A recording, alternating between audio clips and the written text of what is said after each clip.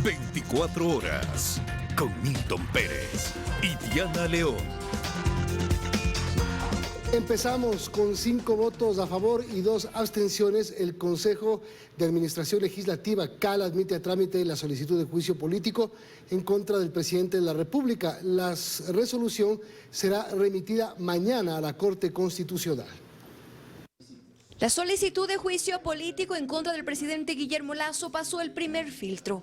La tarde de este lunes, con 5 votos a favor y 2 abstenciones, el Consejo de Administración Legislativa admitió a trámite el pedido y este martes enviará el documento a la Corte Constitucional. No podemos seguir dilatando más este proceso.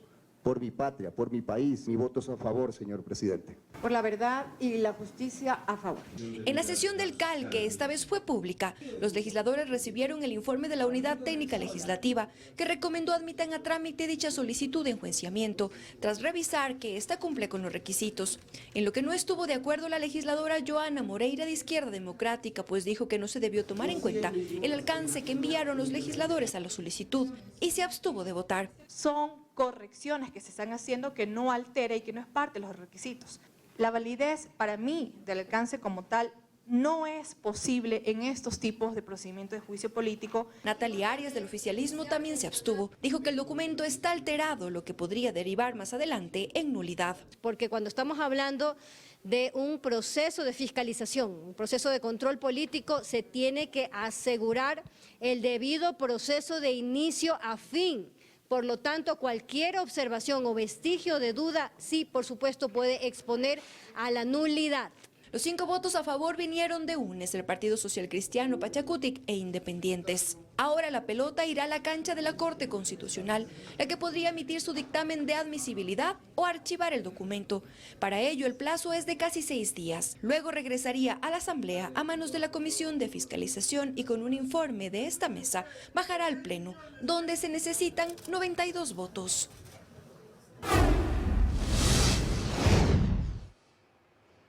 Y en la provincia de El Oro se continúa evaluando las afectaciones que dejó el sismo. Las familias piden rapidez en la entrega de ayuda y remoción de escombros. Luis Alfredo Zúñiga está en el Cantón Pasaje y nos tiene más detalles. Alfredo.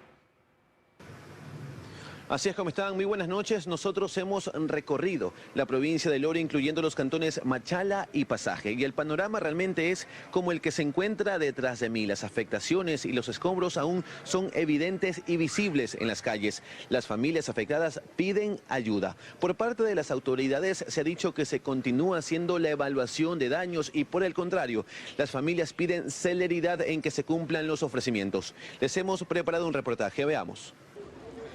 El sismo fue a las 12:12 del sábado, pero en El Oro se siente como si hubiera ocurrido apenas minutos atrás. Sí, fue un momento que hasta ahora sí me llega. En Machala aún se deben evaluar los edificios de la Alcaldía, Gobernación y Corte Suprema de Justicia por los daños. El cantón fue declarado en emergencia y se suspendieron eventos públicos. Suspender las fiestas de Machala, estos recursos deben ser utilizados en la reconstrucción de los bienes públicos de la ciudad. 12 personas murieron en Machala, Pasaje y El Guabo. Las huellas están ahí, los escombros y los damnificados. Entonces se ha quedado básicamente sin hogar. Claro, con 2 bolsos en la mano. Uno prefiere dormir afuera que adentro, hasta ver qué es lo que pasa. En Pasaje el panorama es atemorizante. Calles enteras aún acordonadas, pues fachadas siguen en pie de milagro y pueden caer en cualquier momento. La casa en la cual un padre y su hija fueron fotografiados luego de sobrevivir al colapso sigue en este estado. Aún caen pedazos. Otras personas que habitaban en este lugar, como el policía Washington Castellanos, también está a la espera de ayuda. Su familia quedó atrapada por horas en el edificio y no tienen ahora dónde vivir. En la casa estaban enterrados mis hijos. 4 hijos, mi esposa y mi suegra. Ante todas estas afectaciones visibles, la gente pide celeridad en la entrega de ayuda y la remoción de escombros. Sin embargo, las autoridades aún están evaluando daños. De que el día de hoy o más tardar el día de mañana tengamos ya las cifras oficiales. Esta información será enviada paulatinamente conforme se va levantando, se va enviando al MIES para que de una vez hagan la evaluación y se vaya pagando paulatinamente. Hasta ahora en El Oro hay 129 viviendas afectadas y 78 destruidas. 161 familias familias afectadas y 38 damnificadas. Estas familias esperan el bono de arrendamiento de manera urgente, que se entregará pronto, dicen las autoridades, pero no hay fecha. Estamos trabajando con la Secretaría Nacional, con la Secretaría Jurídica de la Presidencia de la República, precisamente para hacer este alcance al decreto 405. Se asegura también que se acelerará la construcción de soluciones habitacionales en Santa Rosa y Machala para las familias afectadas, pero tampoco hay fecha exacta para su entrega. Y lo que las familias esperan es que todo se concrete pronto, pues cientos de personas hoy duermen en la calle y tiempo es lo que menos tienen. Ese es el panorama y la realidad que aún se vive aquí, en la provincia del Oro. Y una vez más, las familias piden que se apresuren las autoridades para cumplir lo que se ha ofrecido. Es la información a esta hora. Continúan con más en Estudios. Muy buenas noches. Buenas noches, Luis Alfredo. Gracias por tu información desde El Oro. Imágenes de cámaras de seguridad y videos de aficionados muestran la magnitud del sismo de 6.5 que se registró el sábado. En ello se puede observar a ciudadanos corriendo, desesperados o paralizados por el temblor. Carlos Acoto nos cuenta más.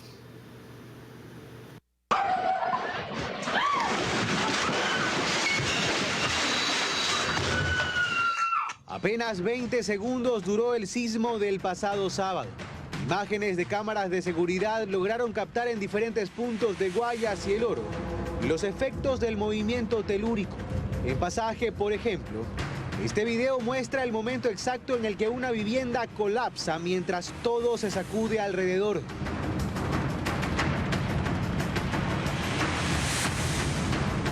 El movimiento telúrico derribó todos los productos de las perchas y la bodega de este supermercado, mientras quienes ahí estaban corren en busca de un lugar seguro.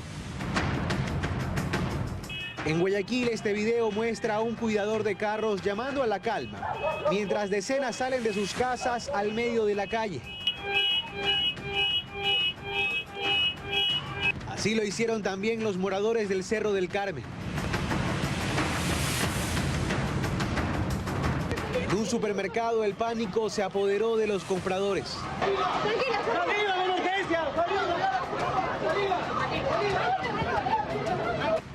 Lo mismo en una empresa cervecera. Cuidado, pues. Temblor, temblor. En el centro de la ciudad, algunos sacaban valor para grabar con sus celulares a los tambaleantes edificios. Llovían pequeños restos de cemento y polvo.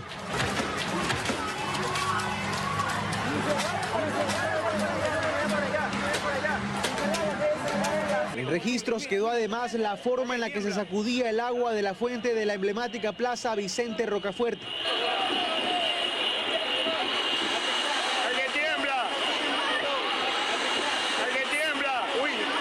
Las cámaras de la Corporación para la Seguridad Ciudadana de Guayaquil mostraron que minutos después del sismo la gente continuaba en las calles, buscando contactarse con los suyos, buscando entender lo que había pasado.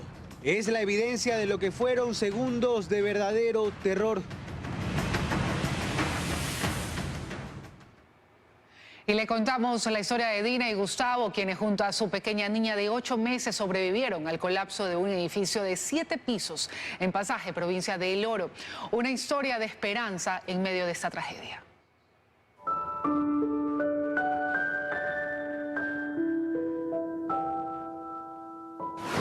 Como si nada más importara. Así Gustavo besa a su pequeña Ceci de 8 meses en medio de los escombros. Una fotografía que entre la desgracia se convirtió en un símbolo de esperanza. Su protagonista, Gustavo Bustamante, quien el sábado del sismo llegaba a este edificio en Pasaje El Oro, donde lo esperaban su esposa Dina y su hija. Habían quedado en verse para ir a almorzar, pero el sismo los sorprendió. A ella en la parte más alta de este edificio y a él ingresando por la puerta principal. De pronto me cae un bloque, se desbarata la losa de la terraza y me cae aquí el bloque. Imagínense ver el edificio de 7 pisos, solamente verlo en 2 pisos. 5 de los 7 pisos de este inmueble colapsaron en apenas segundos. Cuando la tierra dejó de temblar, Gustavo, desesperado, buscó la forma de ingresar a lo que quedaba del edificio temiendo lo peor. Buscó ayuda. Escuché que habían llegado los bomberos, bajé nuevamente y les enseñé el video, les dije dónde estaba y cómo se podía hacer para poderla rescatar. abriéndose paso entre los escombros, haciendo caso omiso a la multitud que desde afuera le gritaba que no lo hiciera porque el edificio podía terminar de colapsar. Gustavo encontró a Dina y a Ceci con vida. Ese momento cuando la cogí a mi nena, es lo más lindo del mundo. Su reacción fue inmortalizada en esta imagen, el beso de la vida. Que un padre da la vida. Y efectivamente esos momentos es cierto. Hoy Dina y Gustavo sienten que la vida les ha dado una segunda oportunidad junto a su pequeña niña. Es una segunda oportunidad de vida y Dios es bueno. Ambos, los protagonistas de una historia de esperanza en medio de la tragedia.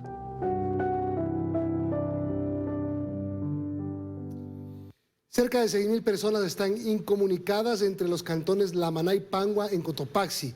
4 puentes fueron arrastrados por el desbordamiento de varios ríos. Los habitantes improvisaron puentes de caña para poder pasar. El puente Calope que une a los cantones de Lamaná y Pangua fue arrasado en su totalidad por la creciente y desbordamiento del río del mismo nombre.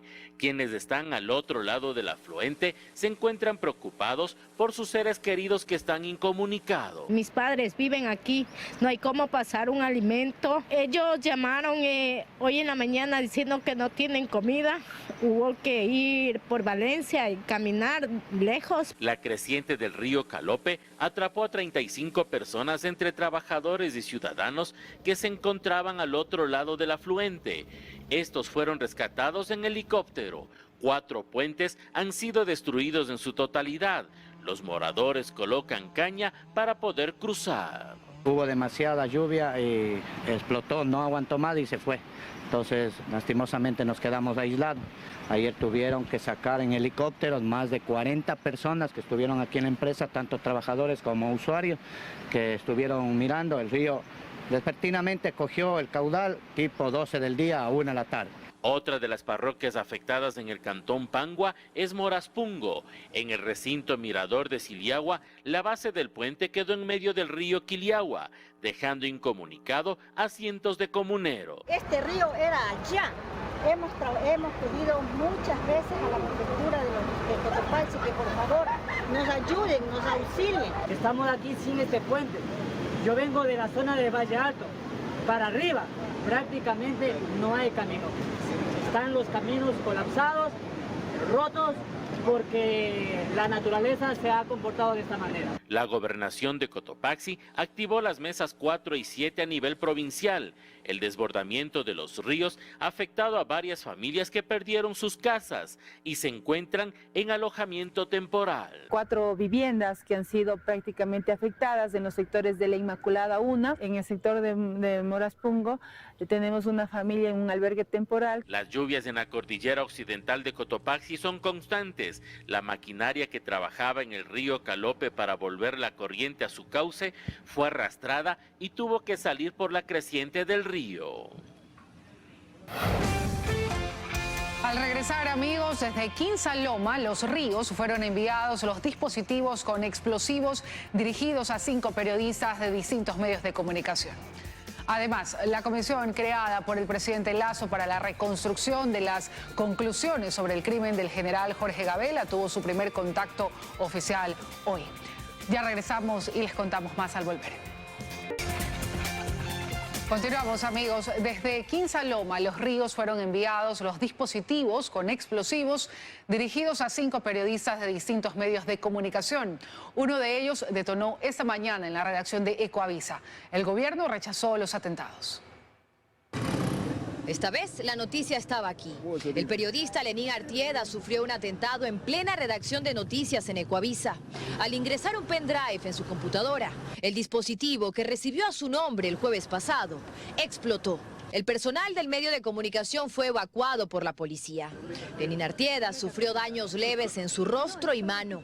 De igual forma, a las 10 de la mañana, reportan al ECU otro atentado, otro posible artefacto posible a través del mismo sistema, pendrive. En la redacción de Teleamazonas Quito también se recibió un USB con las mismas características. El medio de comunicación fue evacuado y la policía realizó la inspección de todo el canal. En TC Televisión Guayaquil, el sobre llegó a nombre del periodista Mauricio Ayora. Luego la policía confirmó que también llegó un artefacto similar a Radio Democracia en Quito y un quinto pendrive dirigido a un periodista de un medio digital que no había sido entregado al comunicador y seguía en la empresa de paquetería. Características similares, pero todavía no podemos indicar la situación de a lo mejor lo que son las impresiones, las escrituras o las huellas que se puedan encontrar, ¿no? El único dispositivo que explotó fue el de Ecuavisa. La policía de criminalística retiró del lugar los equipos para realizar los análisis, pero preliminarmente informaron que se trataría de un explosivo llamado RDX. RDX es un explosivo de tipo militar, ¿no? Pero son unas cápsulas muy pequeñas de aproximadamente entre 1 centímetro aproximadamente de lo que es la longitud de lo que podría ser esta carga. Presumen que el dispositivo usado fue fabricado artesanalmente y que solo se activó la mitad de la carga explosiva. Por ese motivo es que no tuvo una afectación mayor a lo que es el presentador. Desconocemos todavía las circunstancias porque se levantó todo lo que es el contenedor para hacer una reconstrucción de lo que es el artefacto. Posteriormente, la policía confirmó que todos los paquetes fueron enviados por el mismo remitente desde Quinsaloma, en Los Ríos, el jueves pasado. Ecuavisa, a través de un comunicado, se solidarizó con su colaborador Lenin Artieda y rechazó enérgicamente esta evidente campaña de intimidación hacia la prensa ecuatoriana. El medio además ratificó su decisión de seguir informando. El gobierno también se pronunció rechazando el acto de violencia. Además, sostuvo que todo intento por amedrentar al periodismo son hechos repudiables y que deben ser castigados con todo el rigor de la justicia. Además, la Fiscalía informó que todos los hechos serán incluidos en la misma investigación y que esta, que se abrió por terrorismo, estará a cargo de la Unidad contra la Delincuencia Organizada Transnacional. El año pasado se registraron 7 atentados en contra de periodistas, según Fundamedios. Este año, aparte de los 5 sucesos, ya se había registrado un atentado más.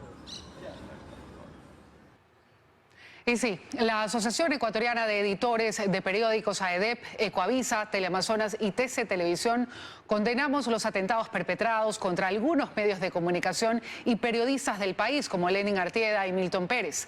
Rechazamos de la manera más enérgica esta intimidación de fuerzas oscuras contra la libertad de expresión y el libre ejercicio del periodismo.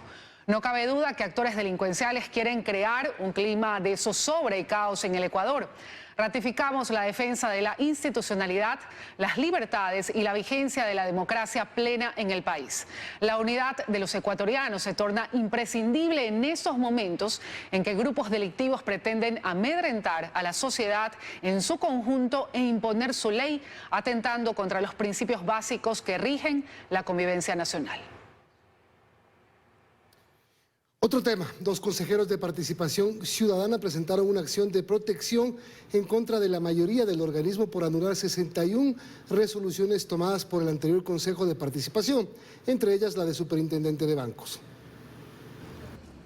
Carlos Figueroa y Alan Molestina, consejeros de Participación Ciudadana y Control Social, llegaron la mañana de este lunes al Complejo Judicial Norte para presentar una acción de protección en contra de la mayoría de ese organismo, que el pasado 10 de marzo decidió anular 61 resoluciones aprobadas por el Consejo de Participación destituido. Estamos pidiendo que se declare la vulneración, que se acepte la acción de protección, que se retrotraiga de inmediato al momento anterior a esta resolución, que se abstengan de emitir resoluciones que van en contra de la Constitución y de la ley, y adicionalmente que pidan disculpas públicas y que se capacite a estos 4 consejeros. Entre las 61 resoluciones anuladas, hay algunas que llaman la atención de ambos consejeros. Hay un claro interés en tirar abajo la designación del superintendente de bancos y hacer valer la designación anterior. Y aquí viene lo curioso,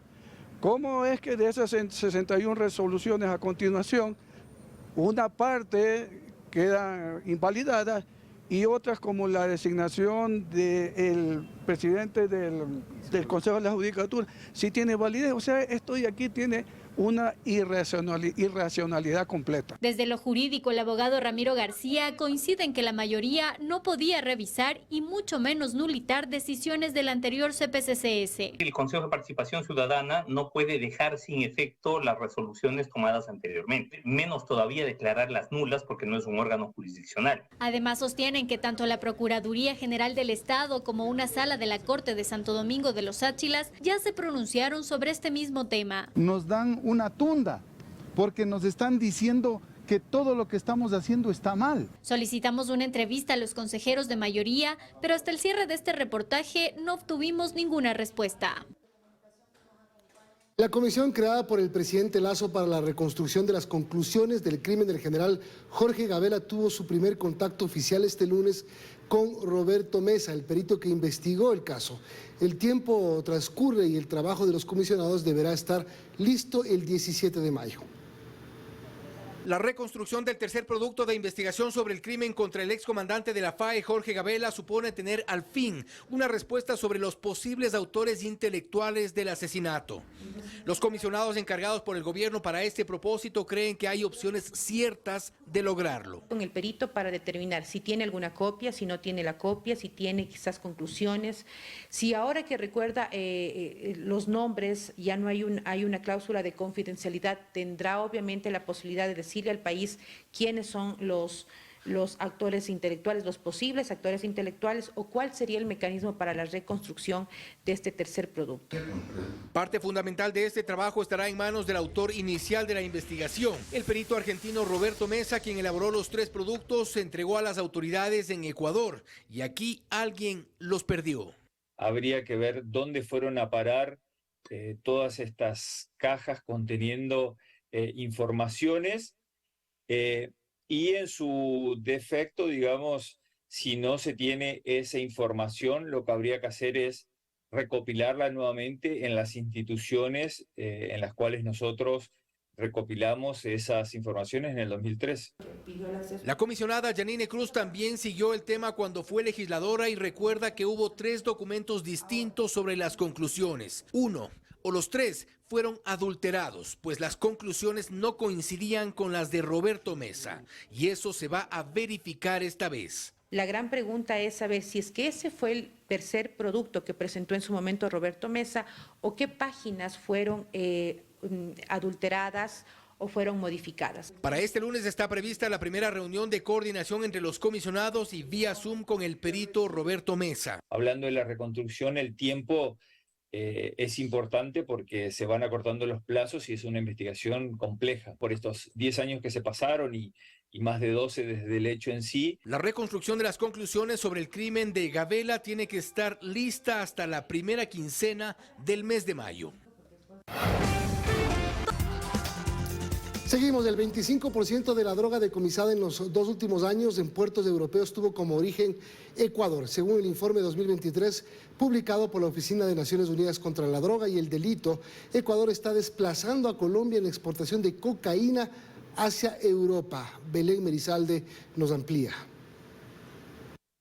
La oferta global de cocaína ha alcanzado niveles récord. Así lo señala el Informe Global 2023 publicado por la Oficina de las Naciones Unidas contra la Droga y el Delito. Entre 2021 y 2022, la superficie destinada al cultivo de coca en el mundo se disparó un 35%. En el documento además se menciona otras novedades. Entre ellas aparece el nombre de Ecuador.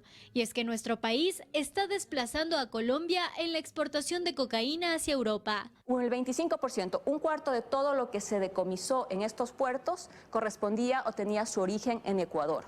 Imagínense, mucho más que Brasil, mucho más que Colombia, mucho más que Perú. Según el informe, la droga sale del Ecuador especialmente por 3 rutas marítimas, desde Guayas, Esmeraldas y Manabí. El comercio de droga se realiza a través de la contaminación de contenedores y la sustancia principalmente llega a puertos marítimos como Amberes en Bélgica, Rotterdam en Países Bajos, Hamburgo en Alemania y Gioia Tauro en Italia. 10.000 millones de dólares representan los mercados europeos para los traficantes de drogas. Es cada vez más fácil lavar dinero sucio producto del narcotráfico en las instituciones financieras globales y esto facilita que las organizaciones criminales que se dedican a este mercado puedan fácilmente trasladar los flujos económicos que generan. Ambos expertos coinciden en que la lucha armada contra las drogas no ha sido efectiva y que se deben buscar nuevas estrategias. Más de 17.000 maestros postulan para obtener un nombramiento definitivo en colegios fiscales del país. Sin embargo, solo el 2% de estos profesionales accederán a estos cargos. A lo largo del año se han planificado 2 concursos similares. Daniela Valencia con los detalles.